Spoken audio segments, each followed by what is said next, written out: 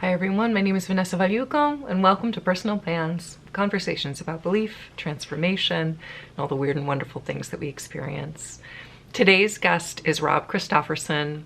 He is a UFO researcher. He's also the writer of Welcome UFO People, which is an online webcomic. And most importantly, he's the host of Our Strange Skies, which is easily one of the best UFO podcasts that you can listen to right now.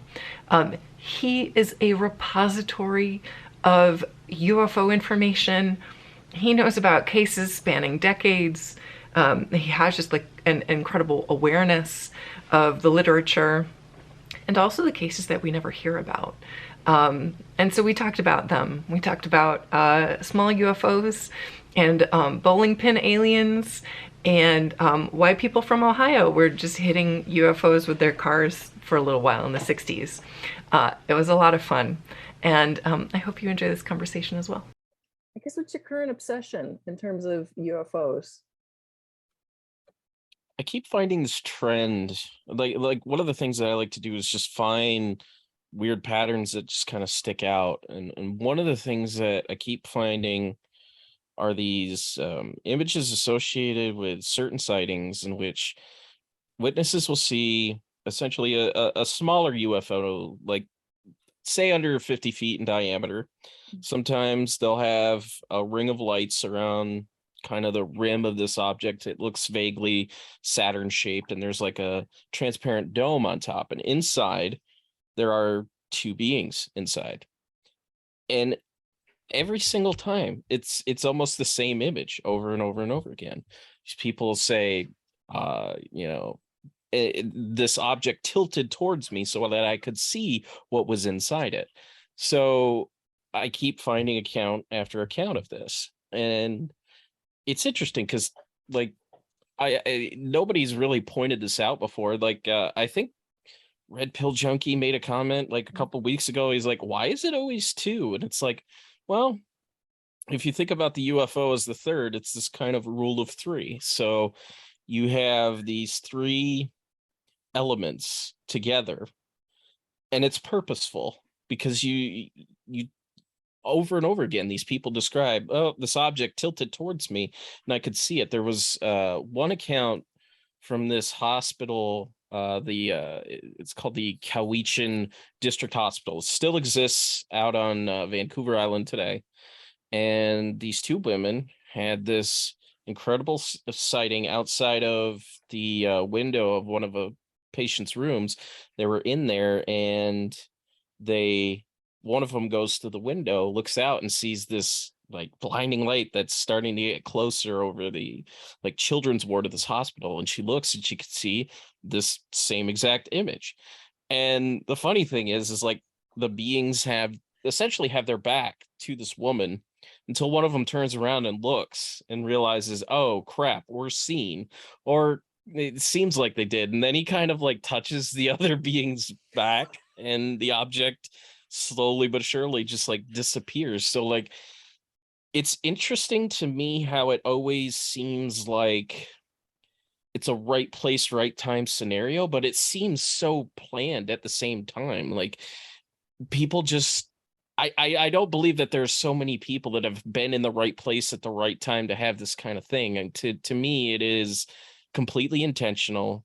Whatever it is, whatever it's trying to do, it is intentional in getting the attention of the people that are witnessing it. So that's something I have kind of been obsessed with, because a lot of UFO researchers are obsessed with is where these things come from. Are they interdimensional? Are they from another planet? Like and they go back and forth on this theory. To me, that's kind of boring. It's just like we've talked about where they come from so many times. Like sure, the ultra dimensional hypothesis is interesting. Sure, but like what do you do with that after that? You basically get to this point where people are basically saying, well, these things like seep out of this primordial ooze and they like take form on Earth. And I'm like, yeah, maybe, but like there's intentionality behind it that I can't overlook, because even though it looks in many cases, like, this person just stumbled upon this thing. There is very much a display purpose of it. So that's kind of where my brain is at the moment. And also just finding the most absurd stories, because I find the absurdity of it kind of lends a little more credence to it, because in a lot of stories it doesn't follow a line of like perfect logic like you would think it would. And in a lot of those stories it just seems like if it does follow that line of logic, there isn't a lot of truth to it, Mm. or it doesn't seem like there's a lot of perceived truth. Like when you read a story about an alien, like a UFO stopping a car and an alien getting out to take a joyride into a wheat field, that's absurd. Who who in the right mind would like come forward and say that? It makes no sense to me.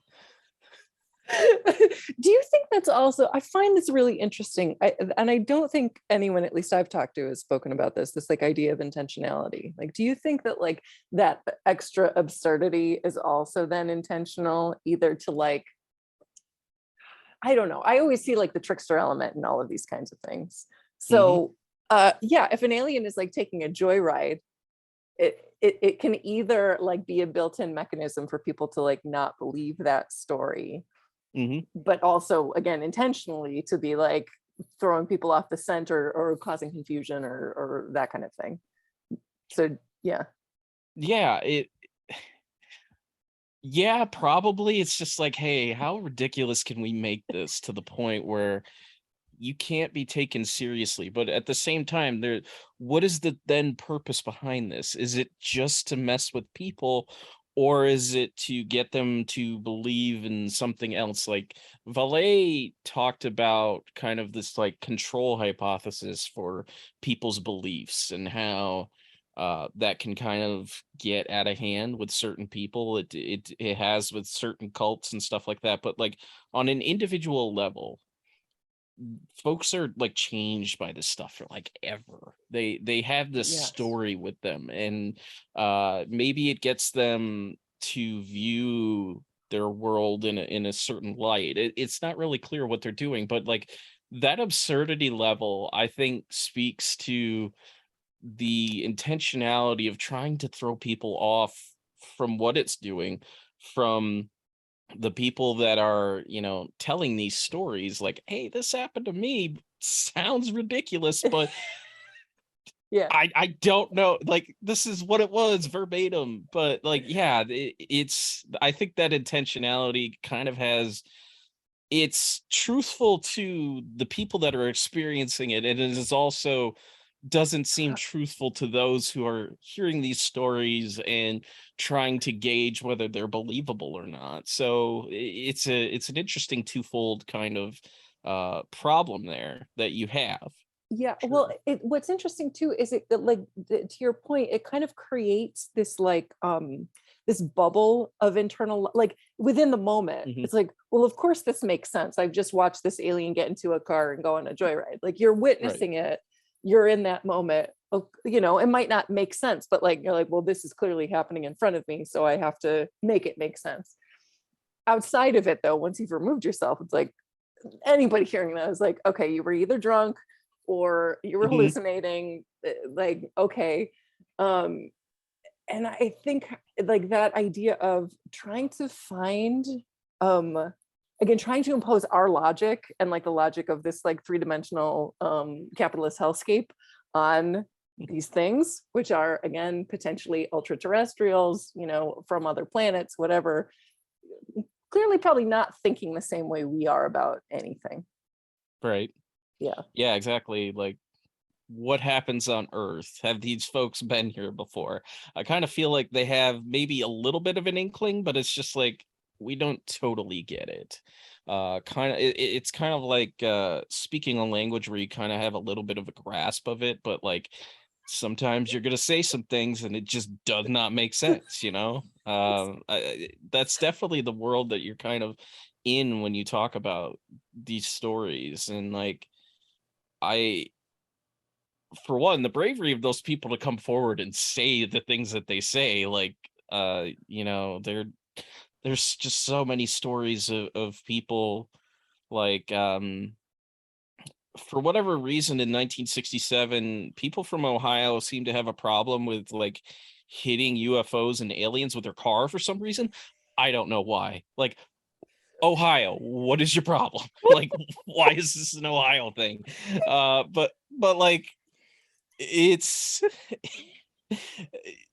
how do you go then forward and say I was distracted by this UFO I saw and I hit some aliens with my car?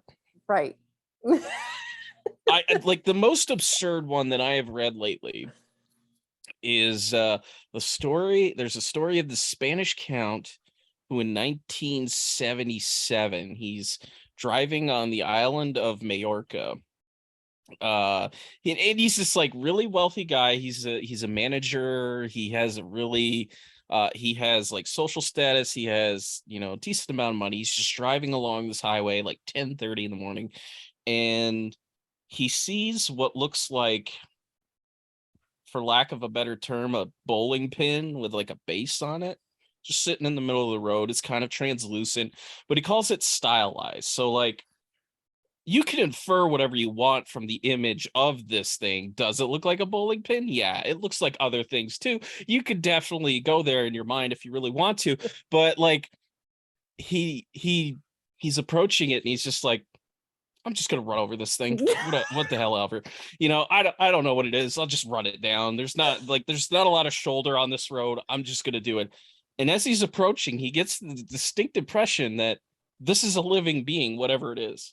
So he drives over it. And like the images that were created for this thing, because like the first image is a sketch of this guy in his car, and you can see the bowling pin in the road. It's like I think it's like 14 inches tall, about 6 inches at the base. Yeah. And in the next image, you see the car just like further down the road, and you see this bowling pin knocked over.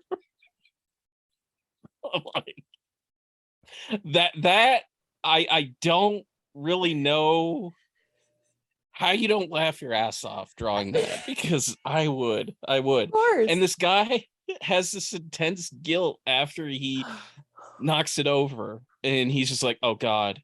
And he stops the car, he goes back and he goes to investigate, and he finds that in the place of this translucent bowling pin, there's just like a puddle of liquid. So feels that guilt, gets back in his car, drives back. He comes back to the site like 5 times. He comes with family members, and he comes, I think he shows up with his father-in-law, and his father-in-law's like, you done pissed off the alien, son.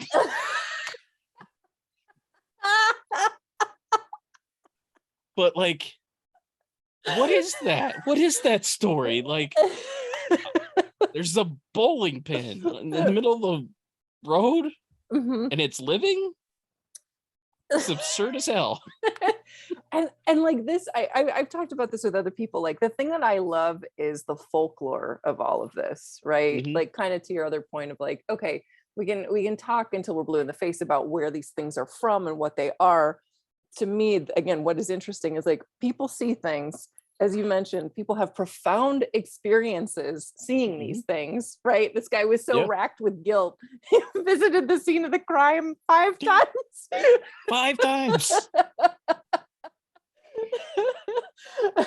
like again, what are we tapping into through these stories and through these happenings? I also randomly thinking, has anyone ever done like a timeline / map about these kinds of things? Because as you mentioned, these things kind of happen like in clusters or in timelines. I was just talking with Jason about how like there used to be all these stories about like buddy aliens, and they showed up and they're handing you pancakes and things like that.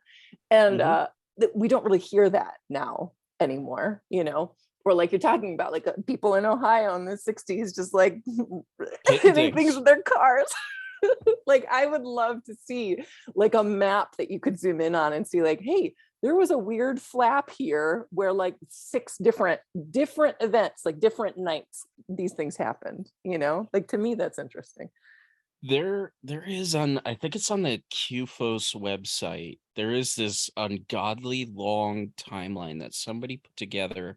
It's like Yeah. 200 plus pages long. It's a PDF document that I found like a month and a half ago. And it's just, I haven't been able to go through it, but it's just like there's so much collected in this thing. And like it would be an arduous task, anybody that wanted to do it, but it would be incredible to see because like I was briefly a part of MUFON back in 20, I think it was 2018. It was I was asked by my buddy Chris Cogswell of the Mad Scientist podcast to Mhm. because he had become their what the heck was, I forget what his title was. He was the director of research, I think, or something like that. And he had brought in a few of us to kind of essentially go through like MUFON's caseloads, kind of pick out the good from the bad. We were gonna put together like a podcast for MUFON. It was gonna be this huge, incredible thing, but it's just like there are so many case files that people don't know about because they sit behind this, like, their CMS. They don't get shared around. There's not a lot of data, and part of that's protecting the identity of witnesses and stuff, but it's just like your information isn't very public. And I mean, people are missing out on the damn clown pants sighting. Like the clown pants sighting is just like I read through like 3 months worth of cases, and like there were some interesting ones. There was a case from a this like graphic artist who lived in Massachusetts, and he was driving home one evening, and on the highway he sees this like giant triangle in the sky, and he sees these rectangular windows. But what was interesting about it is that it had this an uh like a tail fin on it, like a plane would, and it's Huh, like, well, why would it need that? But right. the wildest story is just there was this woman who was living in Connecticut, and she reported in to MUFON the sighting that she had had, I think, like in 2015 while she was working on this Hollywood set. She had taken a photograph of this whatever the heck it is. She was claiming, like, it was relatively low in the sky, it was flying around and stuff, and like, a few people saw it. And the investigator writes as the explanation, somebody threw a pair of clown pants in the air. Clown pants. Clown pants. Sure. Yeah, like, where do you get clown pants? Like, is this your view of a Hollywood set? Because I don't think clown pants are as prevalent as you think they are, sir. I'm sorry.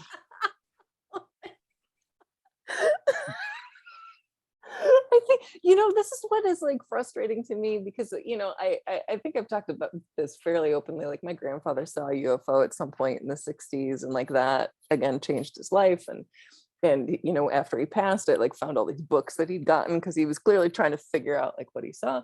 And it's so interesting to me that like on the in terms of like UFO experience, like on the one hand you have like these, you have a group of people who are like, yes, it's aliens, it's metamaterials, it's all of these things, right? Like they're like Hmm. the hard and fast. And then you have on the other hand, you have people who are like, no, clown pants, like Hmm. totally mundane, the most absurd mundane explanation that you can Hmm. have, as opposed to saying like, hey, we don't know, she saw something weird, like not even like she saw something that looked like clown pants, which again is a weird description to just pull out of thin air in the first place, but to just say like, no, it was clearly this.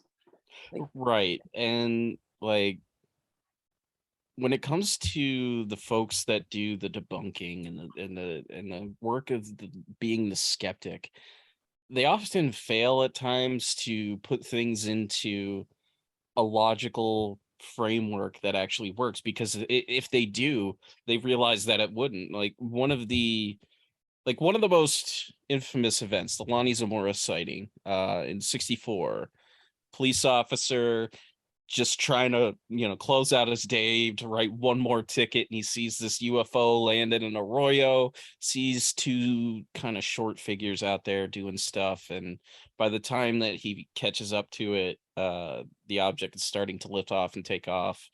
And one investigator. I don't know if it was Philip Klass or somebody like that, or Philip Ass, as I like to call him, because he was kind of a jackass. But one of the explanations that was proposed was that there was a group of college kids out there pranking him. The thing was, how the hell would you know that he was going to come out there to prank him? It makes literally no sense. Not only that, like, you're describing, he's like a reliable police officer, for one. Two, how do you have something that generates enough, like, because like the object in this case needed like some kind of combustion type reaction to lift its craft off the ground. How do you generate enough of that to create blue flame? Because that's what he claimed he saw. This thing was making blue flame. Not only that, to speed away, like it literally makes no sense. And I see people, you know, like pushing this around online, and I'm like, have you even bothered to look into this? Like, you're literally saying, oh, this is legit, I heard somebody say it. I'm like, no, it's not. It makes no sense whatsoever. Like, here's a group of college kids that were randomly hoping that this guy would fall for the speeder and then just happen to go into this arroyo. It makes no sense whatsoever. Right. At all. Right. Well, and two, I think it's like you said, it's how do I put this? I guess be like skeptical about your skepticism, Mhm. okay, sure. If there's a mundane answer, but you have to jump through a million different hoops and have all these conditional things that Mhm. have to happen at this exact moment, and there's no room for error, and it all just have to like kind of line up perfectly. It's like, how often does that happen with anything in life, let Right. alone a prank, let alone pranking about a UFO sighting, and also to what end, right? Like, Right. what's the purpose in it? Like, unless there were several in the area, and then or like this was a group of unruly teens who was like causing havoc over Mhm. a several year period. Like, really, Right. what is that real? Really, Right. Like, the absurdity of the absurdities just like kind of make themselves look ridiculous, because like the UFO account can look as absurd as possible, because like you're literally describing something that is like beyond comprehension. But if you're the skeptic and your logic doesn't fall within like that certain level that you expect logic to, it just looks absolutely ridiculous. You don't look believable. But that's the thing, is like a lot of people will propagate stuff, and like that's the de facto explanation. And like in certain cases, yeah, maybe there is some hoaxing going on. Like maybe what people saw in like Kecksburg in 65 was like some like government object or something like that. Or maybe it wasn't, because like how do you discount a bunch of people that say, well, this object made a turn, a right-handed turn in the sky, and then it crash landed? So like clearly there's something going on. But it's just when when the skeptical explanation makes less sense than like the believer's explanation, I think you got a problem there. Yeah, right. Right. And again too, because it strikes me that there are so many kind of differing agendas with this. Like, some people actually Hmm. just like want to do the folklore, like are interested in the phenomenon, or interested in the human element of it. And other people are either like, again, out to debunk everything, Hmm. or out to prove everything, or they're like selling you, alien based NFTs. Like, there are these like Right. clear kind of specific agendas. Oh, there's a And market. that's what's so wild to me. I talked about this with Jack Brewer, like, because I grew up in the 90s, right? And anything I could find, because I grew up watching the X-Files. So any Hmm. Fox News that was talking about like found footage and UFO footage, first of all, it's still the same footage that they keep trotting Hmm. out now as like proof that Oh yeah. aliens exist, which Yep. blows my mind. The ahistorical nature of so much of what's going on, like you said, the market for it. It's like, Hmm. all you have to do is like talk to these people. Like, it's the same people also, just look at their old Yeah. interviews. Yeah. It's the same recycled stuff over and over again. Like, in the 40s, 50s, and 60s, like the UFO culture was kind of its own tiny thing, kind of like stayed in its own lane. Yeah, UFOs were ridiculed in the press and stuff. And once you get to like 1965, and then everybody's like, "Whoa, wait a minute." There's like this huge flap in August of 1965 that kind of the press, whatever the press got involved, it seemed like they were convinced when there was like a flap of activity. So there was a flap in the Southwest in 1957 that the press seemed to be behind, and then they go dormant for a while. In 1965, there are a number of sightings over, I want to say, like, it's like August 1st, 1965. It's over, I want to say, 10 to 12 states. People report in seeing these objects all over the place. Press goes nuts with it. They start to ridicule the government at this point, who is, their job at that point is to kind of downplay what people are reporting through a CIA agenda that basically said you need to downplay reports. You don't want a hysterical public, especially in the middle of a Cold War with the Russians. So everything goes nuts on this night.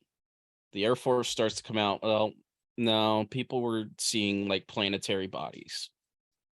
And I understand why Venus gets often cited, is because like at certain points in at night, when you look up in the sky, Venus is very bright. You could generally see it quite well. So they start blaming Venus, and the press ultimately turns and says no. And the press is starting to quote people at kind of like any scientist that they can get their hands on, and like these scientists are like, well, Venus and the moon are on the opposite side of the earth at this time, so you're completely wrong. And in like 66 and 67, you start to see this kind of like subculture develop where people are going outside and they're looking for UFOs in the sky, and then that kind of dies down again.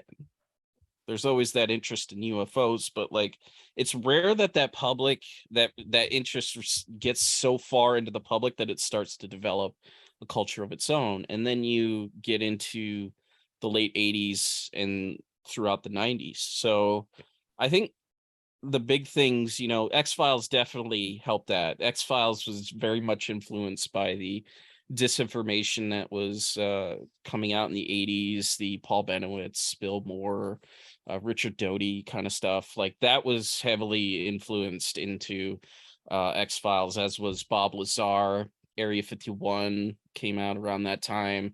You had like Phil Schneider coming out and saying, I fought aliens in an underground base, under Dulce, New Mexico. And this culture ultimately comes, through.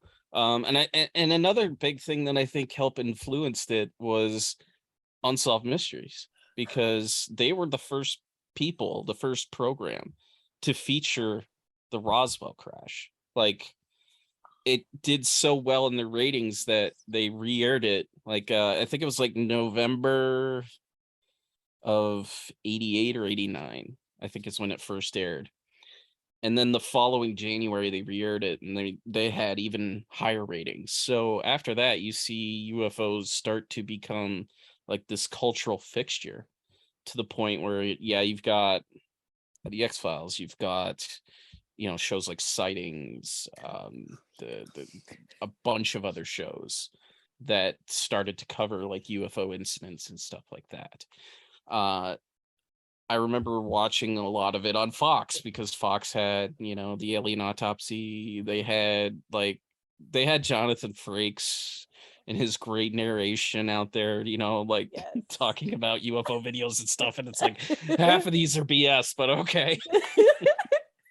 But like that's where that culture comes in, is in the 90s. And now like you have the influence of Whitley Strieber, who like greatly influenced what abductions would become. And like if you look at abductions up until 1987, they're not largely viewed as this thing that is like familial. It happens to members of your family, and then it happens over the span of your life and stuff like that. There are a few people that came forward saying that I've had repeat encounters with aliens on crafts, but it wasn't that often. And a lot of the times these abductions were one and done scenarios.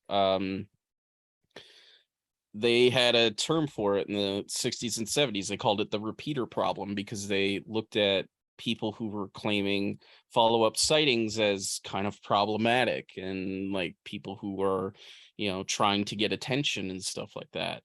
And then you get to 87 when Whitley Strieber releases Communion. And to a lesser extent, I would say Bud Hopkins when he released Intruders, because those books came out in the same year. And like Whitley Strieber, just because he was I wouldn't say he's like the most well-known author at the time, but he was a best-selling author regardless. And he comes forward saying, well, I've been abducted by aliens my entire life. And then on the cover of this book, he puts like the most iconic image of any alien ever produced, and it becomes such this fixture in people's psyche that they come forward saying, I had experiences with aliens that looked exactly like that, going back, decades into the 50s and stuff like that. So you have that image, and it translates into the 90s, and it becomes green, because we've had these, the idea of the little green men going back to Kelly Hopkinsville in 55. They come together, and like, that's what aliens are. There are these green, gray looking things that has become such a cultural touchstone that it's used on art everywhere.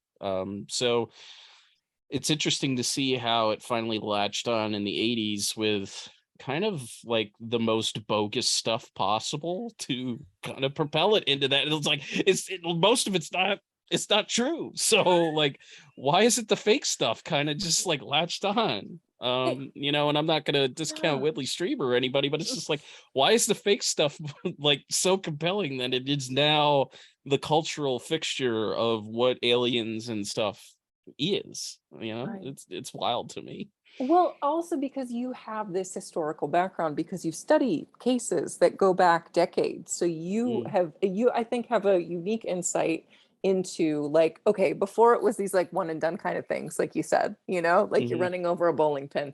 Somebody's handing you pancakes, like somebody shows up in your field, like, and that's it, right? Right. And maybe those stories get embellished over time just through the retelling, and like you said, like kind of that attention, like wanting to kind of give people more, right? Like you can only say the same story so many times at different UFO conventions. But Right. yeah, I find this so interesting too, the made up stuff, or the highly embellished stuff that becomes UFO fact, or like that's the zeitgeist, right? Like we're all trying to operate within that, or people end up describing their stories within that framework. And then also, again, like these elaborate government hoaxes, alien breeding programs, like these the invention essentially of these decades long processes, right? Like this, if you are suddenly like, oh yeah, I've been abducted since, dealing with abduction experiences for 30 years, like why did that just get uncovered now? Is like, and again, sometimes people have repressed memories and whatever, but like it is fascinating to watch how like public perception and again, since we both watched the same specials on Fox, I hadn't thought about sightings in decades, and oh boy, all that just flooded back to me. Right.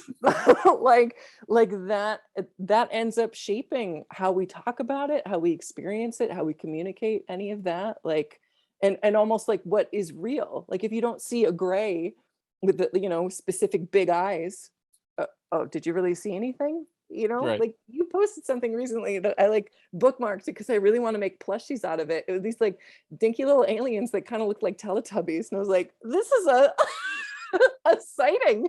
Like, we don't see, it's either mantids or grays. I don't know, I miss that old stuff that does like is absurd, right?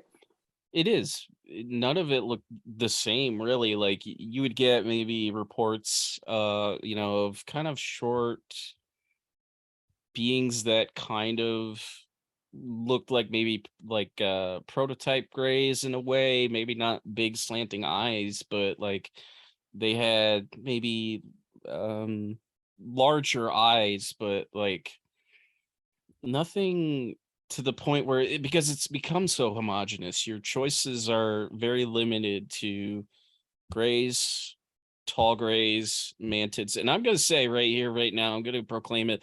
The mantids are the voyeurs of the alien world, is what I've found. Like, you cannot get that image. I cannot get that image out of my head of like watching and looking at the David Huggins art. And he's just banging it out with an alien, and then in the corner you just see a mantid being like in this doorway, just like watching everything, and it's like, dude, you do not get it. Like, why are you here? It is so weird. But like in so much of his art, there are these mantis beings that are just like in the corner tucked away. It's like, yeah, I'm watching, I'm here. I it's so funny you mentioned this because like my friend Melissa, she was on the first episode of the podcast. We used to work together, and she told me years ago, she texted me, she's like, have you ever seen Love and Saucers? I was like, no. And now it is one of my favorite documentaries. And yes, it is so bizarre to just like peeping, just like watching everything happen. Like, why Right. what are you doing and why? I don't like it. Right. And I like that Dave kind of has this like he has this like group of figures that are unique and stuff to his story. His story is very down to earth in the way that he tells it. Like, he's not the kind of guy that embellishes, but he's also not the kind of guy that's going to hold back and not tell you everything that he's experienced and stuff, and puts it into his art. And then I think the weirdest thing about his story is that his ex-wife still lives with him. I don't know why. Oh my God, Rob, I'm so glad you mentioned that, because when that like popped up at the end of the documentary, I was like, what? Yeah. I think that was the weirdest thing of the whole damn documentary, is just like how, like, why. And I like the first ever interview I did for Our Strange Skies was with Brad Abrahams, because Yes. I wasn't gonna do interviews. I was devoted to sticking with the material. Like, okay, I'm gonna present these cases. That's what my interest is. And then he hits me up and he's like, hey, I heard you on Astonishing Legends. I'd like to be on your podcast. I'm like, sure, awesome. I'm down with that. Totally. And then I'm like, so like Dave's ex-wife still lives with him? It's like, yeah, it was very weird. She didn't want to be on camera, but she was there sometimes. Okay, sure. That is the weirdest thing about this entire story. The weirdest thing. I don't, nothing else beyond that. I'm like, I totally buy into the fact that this guy has one of the best like science fiction VHS collections on the East Coast. Totally down with that. Totally down with this guy who just like paints these experiences, lost his virginity to an alien. Totally down with that. But his ex-wife lives with him? That is the least human thing about this experience right here. I'm so glad you said it, because I have thought that so many times. Just every time I watch a documentary, that's the thing that sticks into my brain. Like, really? And then again, like all of those interviews happened at the house. She had to have been there for most of it. Like, yeah. How do you like? I just don't know how to reconcile that. Like, if this is my alien experience where the aliens are carjacking me and going on a joyride into a wheat field, that is that moment during this entire documentary. And like, I think about that at least once a week now these days, just once a week. How do you, I like, I need to find a therapist and talk about this, because like, I don't know how to get it out of my head. I really don't. Well, I love this. I have a therapist I can recommend. C, it is again like talking about like, and I definitely am more skeptical in general, and I like mistrust people, and I'm always anticipating an agenda.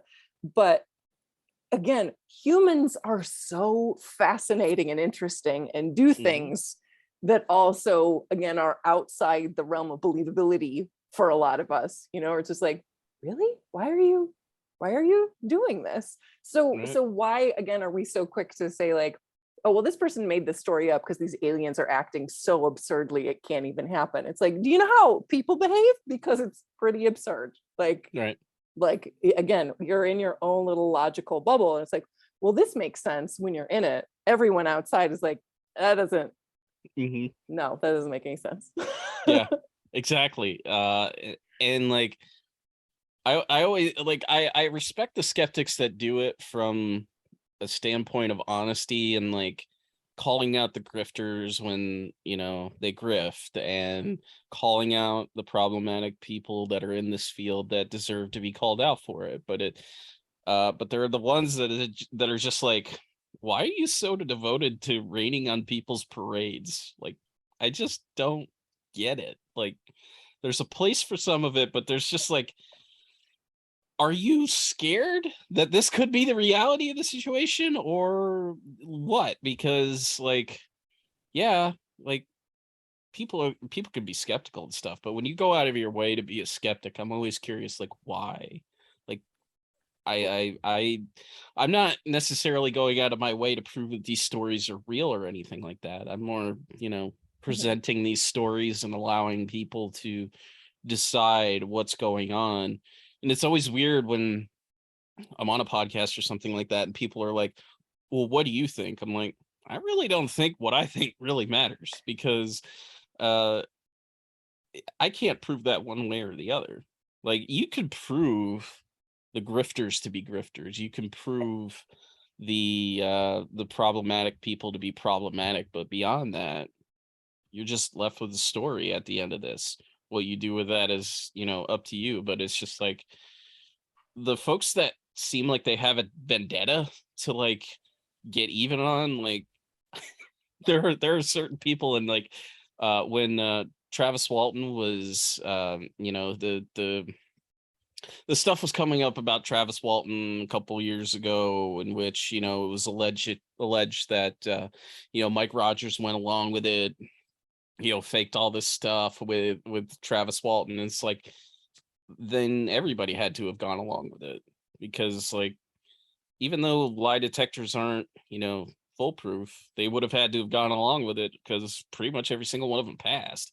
And it's like, I don't think that paycheck that they got from the National Enquirer was really all that much to write home about. So it's like, at a certain point, when is it a vendetta that you have against the witness, and when is it like an honest belief in something? And it's like, some people just take it way far, Mhm. way further than it needs to go. I And Yeah. and like, that's when I start hitting the mute button on Twitter, because I can't stand it. I can't stand the vendettas.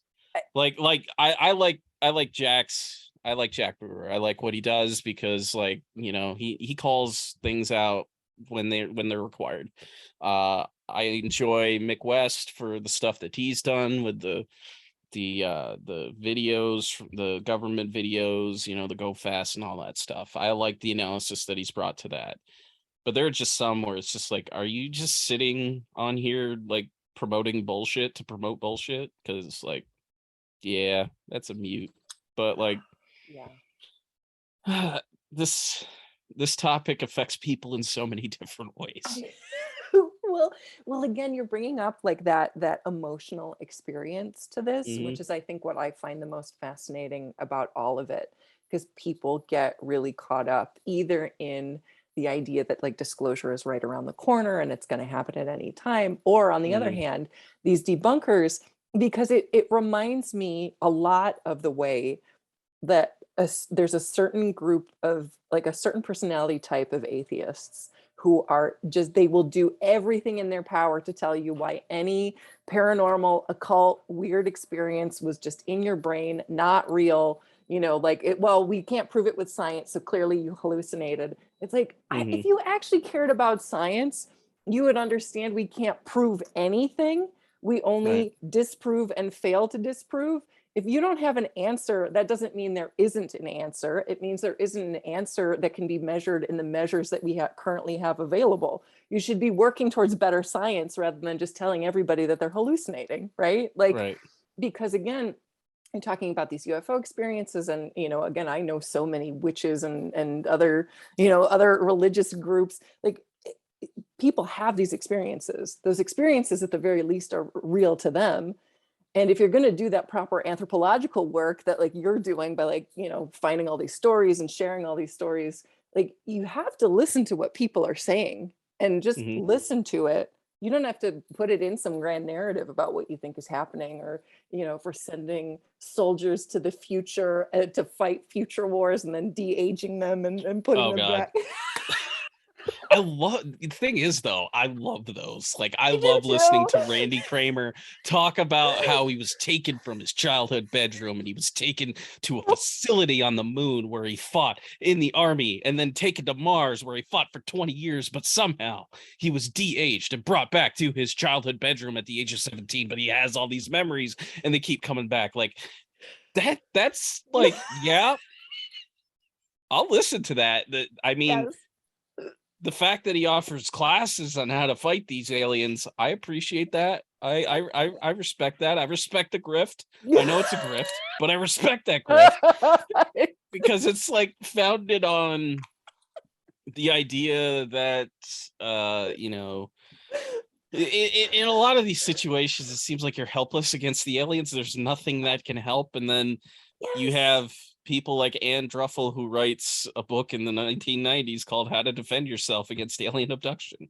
It's a classic, still in print today. You can still go buy it. And like, writing that down. It's full of stories. Yeah, seriously, like if that is something that you fear right now, go on Amazon, you can find it. It's still in print today. But like, stories of people fending off alien abductions from happening. And like, one of the most fascinating cases that I've ever covered is a case, it's called the Tahunga Canyon contacts case. And it's the only case that I have ever researched that has really involved any like LGBTQ plus people, because oh my God. Okay. The idea behind it is that there is this one woman who had friendships and relationships with these other women. And because of it, they had abduction experiences because they either knew her or were in a relationship with her. And it started innocuously enough with this one experience that that she had with this other woman in this like cabin in Tahunga Canyon. And from there, she just kept finding these friends that like friends and like other partners who were like, oh, well, yeah, we've had these experiences. And it's like absolutely just kind of like bonkers, like the idea that it's somehow contagious in a way. Right. And it's like completely original. And like, you could go like buy this book. It's I think The Anomalist has been republished it like a few years ago, but like it's like an absolutely fascinating like concept in there. And the cases that Anne Druffel, who she wrote How to Defend Yourself Against Alien Abductions, where she got that from was from this woman, I think her name was Kathy Briggs, who was part of this Tahunga Canyon kind of friendship group. And she talked about how during one abduction experience, in order to fight the moth, she created this tone in her head. She was like, it was almost like she was humming in her head, and it just like fights off these aliens. The aliens are like, oh no, we ain't messing with you. You got some loud noise going on in your head, girl. And then they just like turn around and walk out. But like, those stories are endlessly, compelling and fascinating, because like, I think Anne Druffel, she was like, she was a Christian, but she didn't totally let her Christianity like kind of feed into the cases that she looked at, because she looked at some of the weirdest cases. Like there's this case from 1971 called the Palos Verdes Brains, and this UFO investigator and his friend, they were hanging out, at their buddy's house, and they left his house at like, I don't know, it's a little after midnight, and they had this weird experience where it's like they kind of remember something happening. He kind of thinks that he has this like kind of like an abduction like experience, and eventually, like 5 years later, he starts talking to Androffel, and they start exploring the experience, and he starts going through, regressive hypnosis, which has its own problems. But he starts to recall this incident in which, as they were leaving, he turns on the car headlights, and there's this giant brain sitting in the middle of the road. and it starts to communicate with him, and he's just like, hey, yo, we want to do stuff with you. He's like, cool, let me just drop my friend off at home, I'll meet you at my house. And he ends up going to his house. He has this abduction like experience, and he sees not one but two brains. So one is bigger than the other, and the bigger one has this like red light on it, which is very weird. And he has this abduction experience, and he learns that the red light on this one bigger brain is because it's older. It's actually nearing the age of retirement, and that's what happens when it gets older. So, this guy ends up going off the deep end. Ann Druffel, I think, wrote like 2 articles on this case, and like she interviews the guy, and he's like, I know what all this is about. And he goes off like on this deep end about how the aliens can't be trusted, and that they're here to wipe out humanity and stuff like that. Kind of like the really extreme David Jacobs stuff before David Jacobs really got into his extreme, like his hybrid kids. Like I kind of like that David Jacobs has a separation between hybrids and what he calls hybrids, which are like hybrid aliens that look more human. And I'll never forget, like, I have one of his newer books, and he's just like going off all about this, and like the chapter titles are hilarious, because one of them says, Hubert children, and underneath it the the subtitle is, someday he's going to eat a pizza. Come on. What? What do you want me to do with that, sir? Oh my God. I really don't know. Someday he might eat a pizza.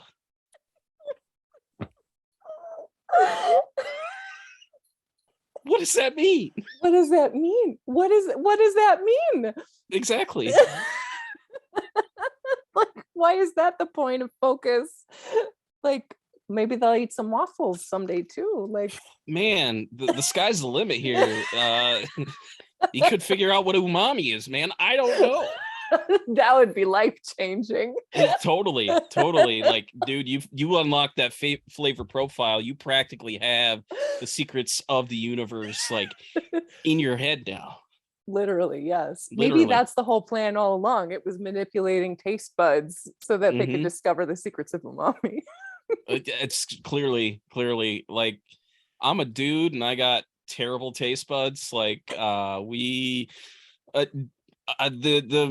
men kind of like, they get the shitty end of the deal when it comes to taste buds, because we have so fewer taste buds. It's like, you really need those strong flavors. You got to put salt on everything. Well, but see, it's good. We've got this alien breeding program, and it's going to sort all of that out. You won't need to worry about it anymore. I'm assuming the hybrids have that whole thing figured out. So like everybody has equal taste buds in this situation, because if they don't, it doesn't matter if he eats a pizza, because it's going to taste like shit. God. Right. Okay. So this, like, again, hybrids. Do you, for certain researchers, we don't have to name names, right? Like when they start pushing, like, really, it's like, okay, there's believability, and then you push that a little bit, and like you keep pushing the limits of believability, and not in a fun, absurd, like folklore kind of way, but in that like grand conspiracies, again, like programs on top of programs on top of programs, secret government knowledge that we can't talk about. I mean, we can talk about the fact that it exists, but we can't actually say the things that are existing for fear of reprisals. Mhm. Like, at what point is there a point where these people lose like credibility with the greater UFO community, or do they always have like a cadre of true believers who just think like, no, he's got it. David Jacobs, he knows what's up. I had somebody tweet me because I had Aaron Golias from Saucer Life on, and we had talked about David Jacobs, and somebody tweeted, so like, well, he's backed up by, like this goes back to the Fae and stuff like that. And it's like, sure, like, but that's a whole different set of folklore. Like, Right. you could say that it sounds like this and it looks like this, and if you're using that to prop up people who have problematic views and stuff, David Jacobs is one of them. I have no problem saying that. The dude is problematic as hell. Oh my God, yes. Especially with, the whole Emma Woods situation, which, if you don't know about that, you should definitely go look about that, look up that. And not only that, read Emma Wood's book. She has a fantastic book about her own experiences out now. Cool. Between him and Bud Hopkins, they kind of became this 1-2 combination of, the aliens are lying to you, they're coming to take over the human race, they're coming to take over Earth. And it's just like, no, you're getting all of this through hypnosis. And like, Yeah. I know the kind of my own problematic view, because I would rather put forth someone like John Mack, who was like, well, I kind of feel like this has a little bit to do with consciousness, so I'm going to go examine that. But the thing about John Mack is, he didn't just conduct hypnosis sessions with people, he looked at other cultures. He went to, he was one of the prime investigators of the Ariel school landing. He showed up, like a couple months after it happened, but he interviewed these kids, and he's like, hey, a lot of these kids seem to be, pretty credible and stuff. And there was a paper that one of his assistants had put together that's on his website, and it was literally about, like, it seemed to be kind of like touching on the other cultures and stuff like that, and like how people in other cultures view this. And like, that was part of my presentation for Pan Paracon when I did it, was how do African people view these experiences. And some of them say, no, these aren't aliens, these are my ancestral spirits. Like, we have different categories of ancestral spirits. Some of them are people who have been wronged in their life and they need closure, or there's a bunch of different types of ancestral spirits that they have. And in this paper, I recall, like, people in Brazil kind of looked more highly upon others that claimed that they had interactions with aliens. Like, it had like certain, it gave them certain affluent status in their own culture. So I always get triggered by people who like just kind of say the Fae, oh, everything looks like the Fae, everything looks like the Fae. Is like, go look at other cultures and see what those other cultures say before you just like, hey, there's a lot of similarities to the Fae. It's like, there could be a lot of similarities to other things, but if all you're doing is stopping at this white European culture, which to me is problematic.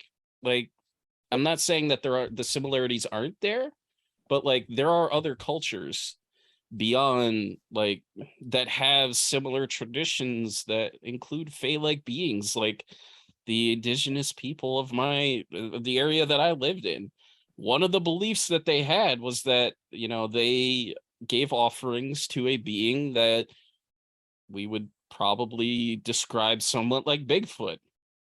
And they kind of fostered, like, this being kept the relationship that the indigenous people had with like the animals of the forest kind of good, because hey, what are they doing? They're hunting animals. So it's like, well, you have this go-between that does that. And the coolest thing about this Bigfoot type figure is that every time that they would like announce themselves to the people, they would show up with little people that were riding deers, and they were the ones that were throwing the rocks. It wasn't the Bigfoot, it was the little people, and they were the ones that were doing the wood knocks. So like, go look at other cultures. Like, there is a lot of interesting stuff of the other cultures, especially like stories of the star people. Like, that's a whole series that I want to do, but I want to, do it respectfully and with the right people. But it just seems to me like when you stop at that white European culture, it's just like, you haven't gone far enough. You need to go look further.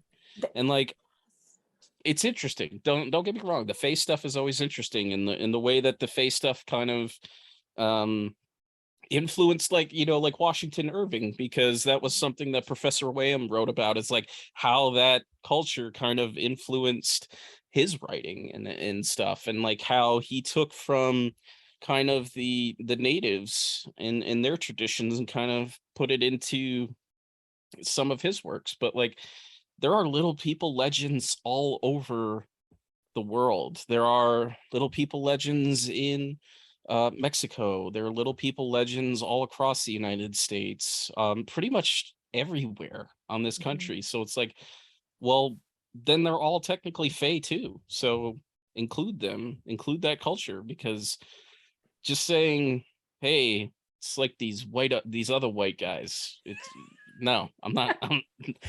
Go further. And like, I need to go further, and I totally know that I need to go further. I need to look at other cultures, but Yeah. at least I can acknowledge that and not just say, oh, it's like the Fae. Sure. How many other cultures have Fae like beings in them? You bring up this point.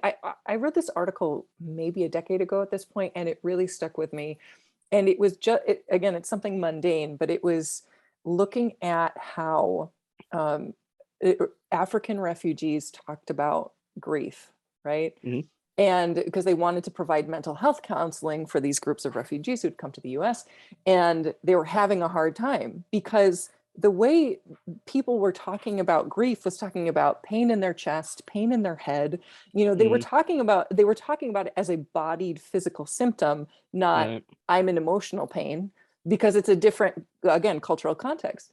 So if you, again, limit yourself to just thinking about the supernatural in terms of very specific regional traditions, Right. you're gonna miss everything else. Mhm. You just are, because you don't even know the questions to ask about these experiences Mhm. in order to get the stories and to get the information. You're just like, no, it's the Fae. It's like, okay, cool, sure. But how are they talking? How are how are people who don't look like you and not from your background talking about the weird experiences that they're having? Exactly. Exactly. And like, the UFO space has not always been an inclusive space. And there are those that have like have tried to make them more inclusive spaces. Um, when you look at where a lot of UFO reports come from, the US kind of takes the cake. The UK has a lot of sightings that come forth. A lot of European countries do. Brazil, oddly, because they had great investigators that brought a lot of cases to the forefront. Same with Argentina.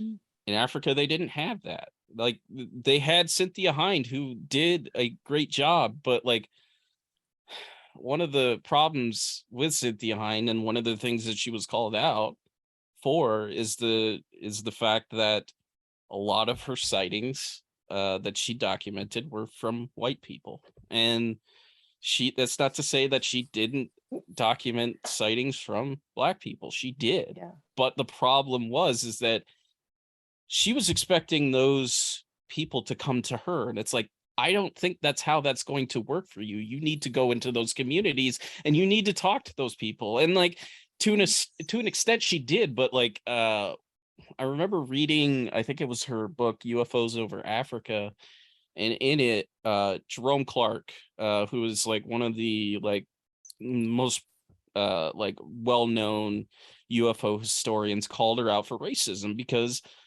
there weren't a lot of those sightings from, black people in there. So he basically called her out, and she's like, I'm not racist, but they need to come to me. And I'm like, that ain't how it works. I'm sorry. That like, if you're talking about a phenomenon that has largely been viewed through a white lens, how are you going to reach out to those Black people to come to you and say, you need to present this in that lens? That's not how it works. And like, she understood that some of them did say that they were ancestral spirits, but I don't think she honored that as best as she could as a researcher. Not to Right. say that she was 100% inherently racist, but like, you need to kind of honor that culture if you're going to be inclusive and have a better view of what this topic is, because if you don't, you just have the like white Cliff's Notes version of what it is. So yeah, it's kind of frustrating to read that, but it's like, at the same time, there are a lot of other countries that are excluded. And one of the things that in the episode that I did with Red Pill Junkie, um we had talked about these set of sightings that had occurred in Spain, that these people basically saw like shape-shifting humanoids and like activity that was going on for like almost a month. And it was wild to me how more people didn't know about this case. And the reason more people didn't know about it is because it wasn't written in English. Like, that seems to be the bar. If it's not written in English, people don't know about it. And we live in an age now where like, you can translate documents pretty much with Google. You're fine. Like, one of the best resources that we have out there is the archives for the unexplained, which is out of Sweden. They have a website with UFO journals from dozens of countries. And Cool. with some of the episodes that I've done, I've gone to issues of Stendeck, which is like a Spanish journal, and just like started copying and pasting, putting in, and translating through Google. I kind of wish more people would do that, but like I literally found this story, and it was on, and what really caught me was the cover of this issue, because it has this like corral, and it's got some cattle and these two guys in this field, and you see this little calf, and it's just like floating. I didn't know what the hell was going on, so I translate this thing, and there's these two guys in Brazil who literally saw this. They call it a calf rapture, because they saw this calf lift up and it was floated out into this field and then lifted up into the air and it disappeared. They don't know what happened to it. It's just, Oh my what do you God. do with that? Right. But like, if you don't go out there and translate it, you don't know that it's there. I had my buddy Brian, because he's from Quebec, so he knows French, and I'm like, hey, could you translate this article for me? And one of these trends that I found, and I kind of got flack for it from a Spanish investigator who was like, you got to look for the differences, not the similarities. Like, the comparative ufology is a danger and stuff like that. It's like, yeah, okay, whatever. But like, there's these cases in which people see like almost these extra dimensional doorways, and they see figures like either like standing in these doorways or just outside the doorways doing stuff like collecting soil or something like that. And there's this case in this on this like French island, and this guy who was driving his car saw something like this. He saw this doorway, he saw three beings, and they were coming down the set of stairs. And the weird thing is that in the drawing that they produced for this, there's no discernible craft. It's literally just a doorway and some stairs. And he keeps describing this like structure, but it's not visible, but it's still there. And it's like, that's completely freaking weird. But it's just like, go to these journals. They're out there. Go translate them. You will find cases that you've never heard of before because nobody bothered to print them in English. And a good example of where this almost bit me in the ass is a few episodes ago, I had Willow Truman on from the Nonsense Bazaar, and we did an episode on this abduction case from Spain. And the only thing that had ever been written about it in English was this 3-part series of articles by Antonio Ribera, who's kind of like the OG Spanish ufologist from way back in the day. And that's all there was. So I reached out to Red Pill Junkie and I'm like, hey man, have you heard anything about this case? Because I'm like, this can't be it, because it was saying it's like, this is one of the best investigated abduction cases of all time. I'm like, if it's one of the best investigated cases, why can't I find anything about it online? Right. So I hit him up, and he's like, I don't know anything about this, but hit up this other guy. So I hit up this Spanish investigator, the same one that had my criticisms about comparative ufology. Yeah. And he gives me this article, and in it this case is a complete hoax. It was total nonsense, and like it kind of sent us down this like rabbit hole of stuff. But like, if I hadn't had that, that would have been a completely different episode. I would have looked like a complete idiot because like I wasn't Right. able to find out all of this other information. And like, that's the thing, is like English is like the standard for these kind of like cases and stuff like that. And like, I kind of feel like we need to get to the point where we're translating more, we're publishing in more languages.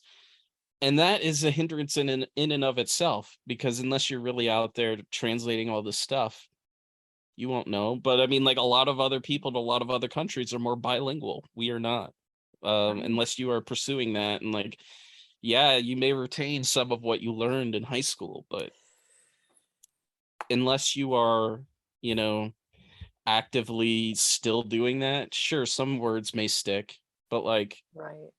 we're kind of closed off to this other world of research because of a language barrier. And it's time that we get to the point where if it's not published in journals, start translating. Mhm. Like literally what I will do when I get the hankering to like learn something new, I will go to the AFU's website, and I'll just pick on a random country, and I'll like snatch 5 journals out of nowhere, and I'll just start plugging in stories into like a Google Doc, and I'll translate it. And yeah, the translation isn't always the best, but like you get the gist of the story more often than not. So Right. it would be nice to see more people either translating documents or in more documents, you know, being published in other languages. Like, the Yes. more connected you are, and the more languages you're publishing in, the more well-rounded the topic it seems. Well, yes. And again, it's like, okay, do you are are you just essentially facilitating somebody else's narrative, or are Hmm. you curious enough to see what else is out there, because Yeah. racism takes a lot of really subtle forms, and even Hmm. one of it is just assuming that the only people who have these experiences are white Americans or white Hmm. people who can speak English all over the world. Like, much like, I mean, as soon as you told me that there's all this stuff in MUFON that like no one has seen, the researcher in me, it hurts, right? And to Hmm. know that there are all these cases that have been published, but they're in other languages, and they are essentially lost because they're not curious enough to go in there. And like you said, again, Google Translate has made amazing strides in the past 15 years.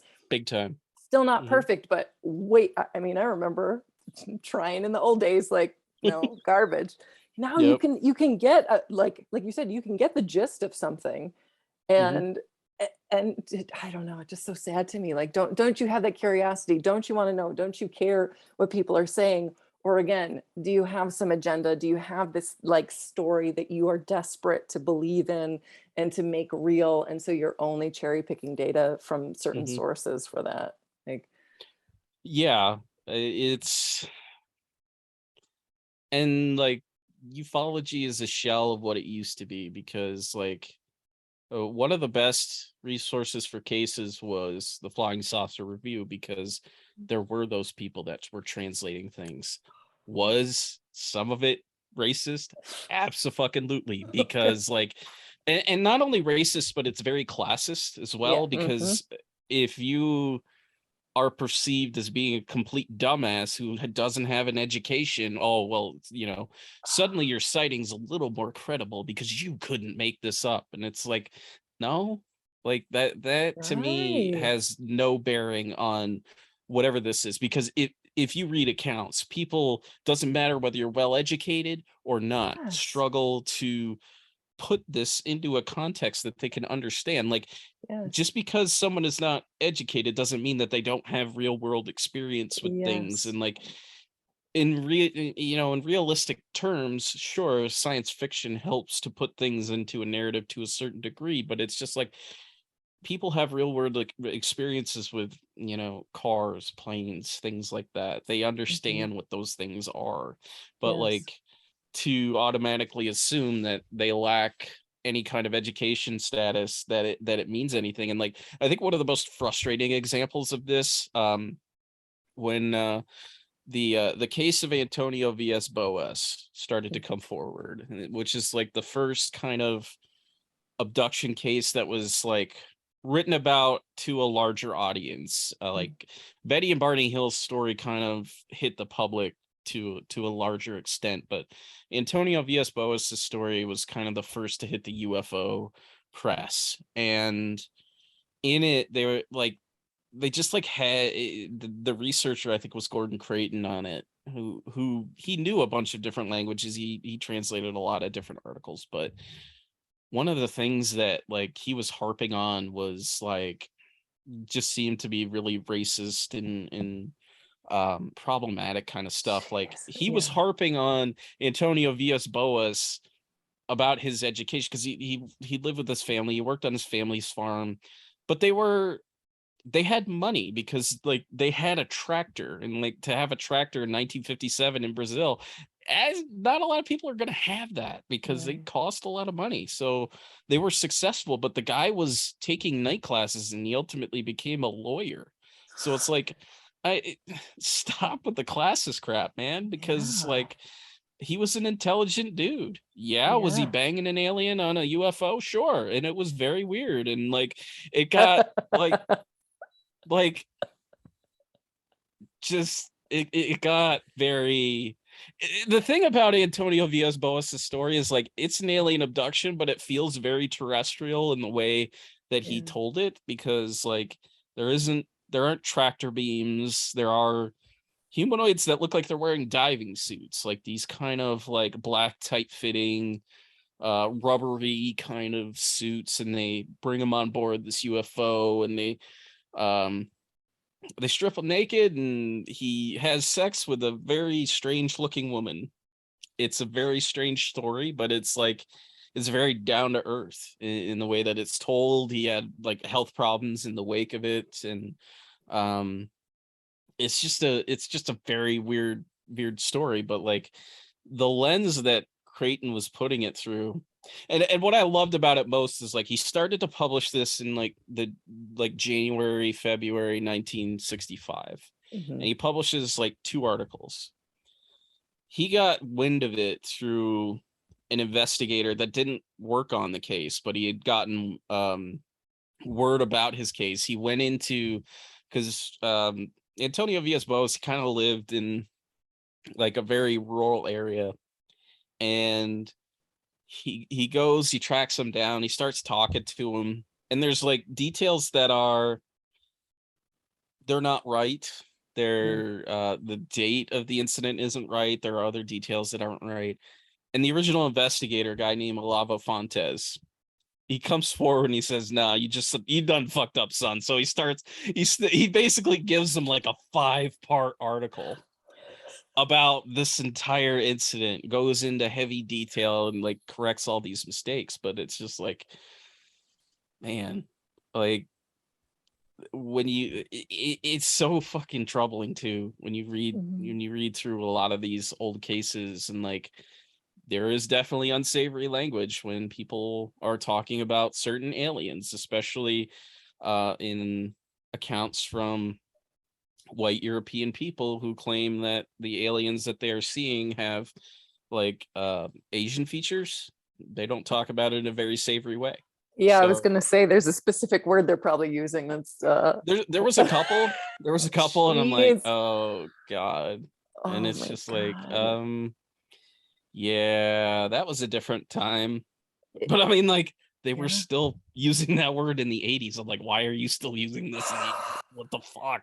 Well, I think it goes to your point where it's like things don't get challenged, right? So if Right. you just have a bunch of white and mostly dudes sitting around Hmm. talking about things, they again, they're not questioning outside of their lived experience. So they're going to use slurs and not Hmm. really think about it because nobody is making them think about it, right? No. It's similar to like them not investigating certain people or thinking less of certain people because of, you know, a cultural or economic backgrounds, rather than, you know, just engaging with the human experience with the person in front of them. Like you bring all your biases to the table, Hmm. you and you have to be aware of them to like mitigate that as much as possible. But again, if you're surrounded by a group of people who are telling you like, yeah, you got it, man, everything you're doing, okay, we're into Right. it, you're not going to see much progress in the field.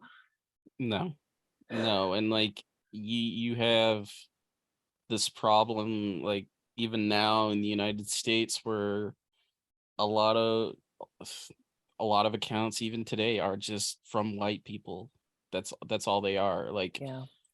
it's fascinating that one of the earliest abduction cases is that of a black man in Yeah. Harrison Bailey. And like, it's a story that I eventually want to cover, but like, there are racial overtones to it, to the point where after he has his experience, the next day, as he's like, he basically has this like, he had this unique way of marketing and advertising different businesses. He had this large green tire, like a tractor tire, that he would roll from town to town, I get that it. had like whatever cause that he was promoting on it.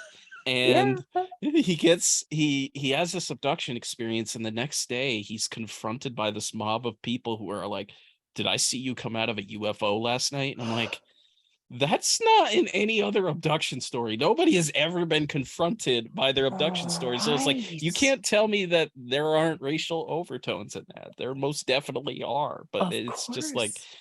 uh like, the one abduction account that I've read like that, and like the dude's getting challenged on it like that, like, yeah, that's not racial at all. But you know, like, it, No. it's it's still a glaring uh part of Yeah. American ufology, and ufology in other places. It's Mhm. um the spaces aren't inclusive enough, and they should be. Yeah. They most absolutely should be. Yeah. Right. But before I let you go, where can people find you on the internet? If you want the Twitter side of things, at Our Strange Skies for the podcast. My personal Twitter is at your UFO guy, spelled YER UFO guy. Our Strange Skies is on Instagram, and you can find a podcast wherever you can find podcasts these days, whatever app you're using. Thank you so much for listening and or watching, depending on where you found this podcast. You can find Rob's podcast at ourstrangeskies.com. I'm also going to put a link in the description with his link tree, so you can find him on Twitter. You can find the podcast. You can find Welcome UFO People. Follow him everywhere. Listen to the podcast. It's very good. And again, Rob knows so much about UFOs. If you want to keep track of Personal Pans, you can find me at Personal Pans on Twitter until Twitter burns down, and Instagram. If you want to find me, I'm at Kali Butterfly pretty much everywhere on the internet. That's Kali Butterfly. Like I said, this was a fun conversation, and I hope you enjoyed it. And I hope that you also have a playful and curious day. Don't hit any UFOs with your car.